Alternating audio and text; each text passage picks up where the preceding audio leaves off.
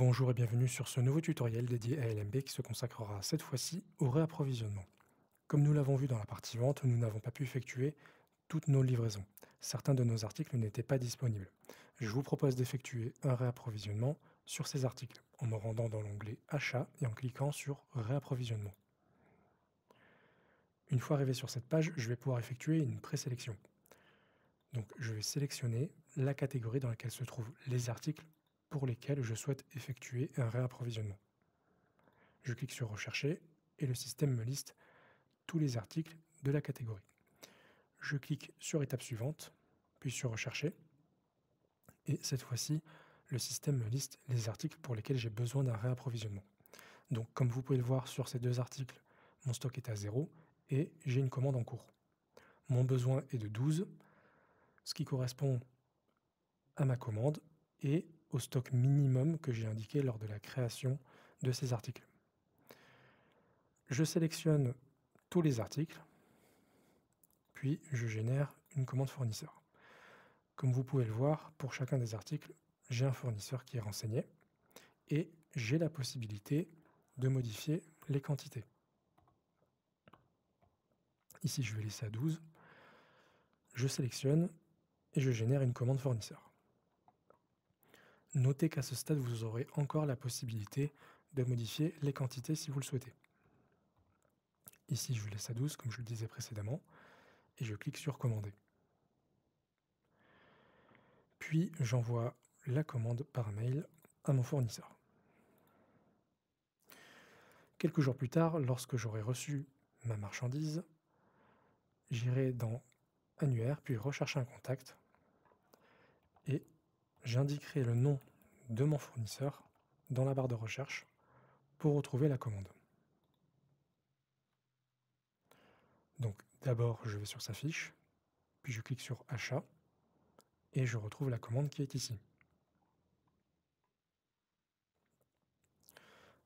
Il me suffira de cliquer sur Réception. Ici, j'indiquerai les quantités réellement reçues. Donc, je devais en recevoir 12. Eh bien, je vais indiquer que j'en ai reçu 10. Je clique sur Réception. Et le système me génère un reliquat pour les produits manquants. Je clique ici, ce qui me permet de voir que j'en ai commandé 12, mais que je n'en ai reçu que 10. Si je clique ici, je vais pouvoir me rendre sur la fiche produit de mon article. En cliquant sur la partie stock, je peux voir que le stock a été mis à jour, et en me rendant dans l'onglet historique des mouvements, je peux voir les mouvements qui ont été effectués. Je peux également imprimer des étiquettes. Si je me rends dans l'onglet stock, puis imprimer des étiquettes, il me suffira alors de charger un document préalablement établi en cliquant sur charger. Donc ici, en l'occurrence, ce sera un bon de réception fournisseur. Je clique sur rechercher. Je sélectionne. Je ne modifie pas les quantités car je souhaite éditer une étiquette pour chaque article. Je valide le document. Je pourrai alors visualiser ma planche en cliquant sur Afficher. Gérer ses stocks avec LMB, c'est aussi réaliser des inventaires. Pour ce faire, je me rends dans Stock, puis sur Procédure d'inventaire.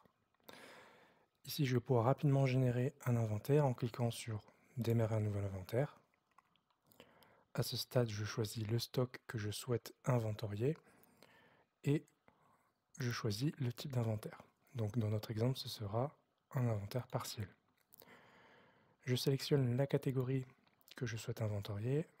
Donc dans notre exemple, ce sera miroir. Et je clique sur Démarrer l'inventaire. Hop, je clique sur Commencer l'inventaire de la zone.